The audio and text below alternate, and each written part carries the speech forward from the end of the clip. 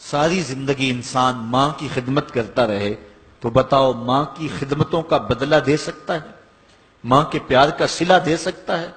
عرض کی گئی کہ میں اپنی ماں کو اپنے کندھوں پہ اٹھا کر کے حج کروایا ہے اور سائی اور کعبۃ اللہ کا طواف کرایا ہے، اور حالت یہ تھی کہ اگر چٹان کے اوپر گوشت کا ایک ٹکڑا ڈال دیا جاتا تو وہ بھی بھن کے کباب بن جاتا، اتنی گرمی کی شدت تھی۔ کیا میری ماں نے میری جو خدمت کی، میری کفالت کی، مجھے دودھ پلایا، مجھے جنم دیا، تو میں نے کیا ماں کی خدمتوں کا صلہ دے دیا ہے؟ تو جواب آیا، تو نے ابھی اس کی ایک مسکراہٹ کا بدلہ بھی نہیں دیا۔ ماں جب ہنس کے دیکھتی ہے تو جنت کی ساری کلیاں کھل اٹھتی ہیں، اور بیٹے کی زندگی ماں کے اس ہنسنے سے جو ہے وہ عبارت ہوتی ہے۔ بیٹے کے لیے ماں کے جو جذبات ہیں، ماں کی جو کہانیاں ہیں، ماں کے سینے میں جو درد کے امٹتی ہوئی ایک کائنات ہے، اس کا کوئی بدل نہیں ہو سکتا۔ ساری زندگی ایک ٹانگ پہ کھڑا ہو کے بندہ ماں کی خدمت کرتا رہے پھر بھی حق ادا نہیں ہوگا۔ ماں ماں ہوتی ہے، اللہ تعالیٰ جل شانہ نے اس کو وہ درجے عطا فرمائے۔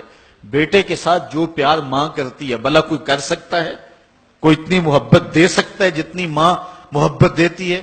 ساری زندگی بھی انسان ان محبتوں کا بدل دینا چاہے تو نہیں دے سکتا، چونکہ ماں کے پیار کا کنارہ ہی کوئی نہیں۔ ماں کی محبت کی گہرائی اور گہرائی کو کوئی ناپ ہی نہیں سکتا۔ سمندر کے پاتال تک تو شاید کوئی پہنچ گیا ہو، لیکن ماں کے پیار کا کنارہ آج تک کسی کو نہیں ملا۔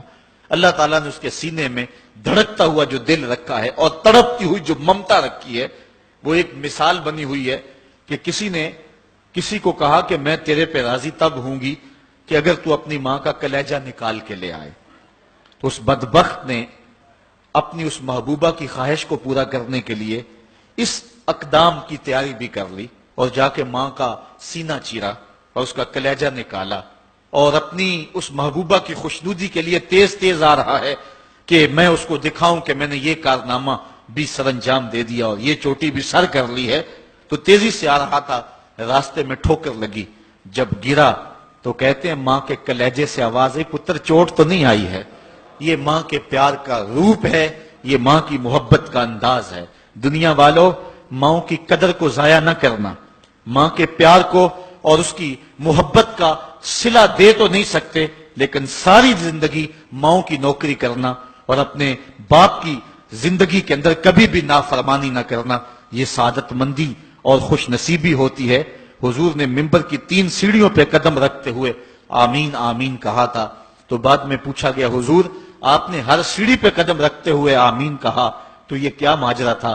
فرمایا جبریل آئے تھے، انہوں نے مجھے کہا تھا اس شخص کی ناک خاک آلود ہو جو ماہ سیام رمضان المبارک کو پائے اور پھر کثرت عبادت سے اپنی بخشش نہ کروا سکے، تو میں نے آمین کہا۔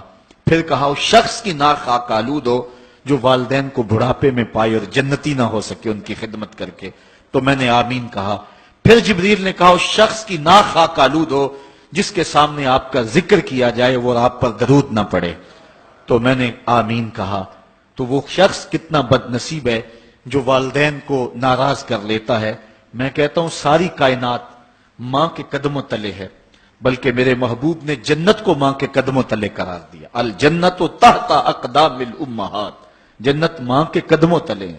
ماں اتنا پیار کرتی ہے کہ جس کا کسی ترازو پہ تول نہیں ہو سکتا، اور اس کے پیار کا صلہ بدلہ ساری زندگی خدمت میں بھی گزار دیں پھر بھی نہیں دیا جا سکتا۔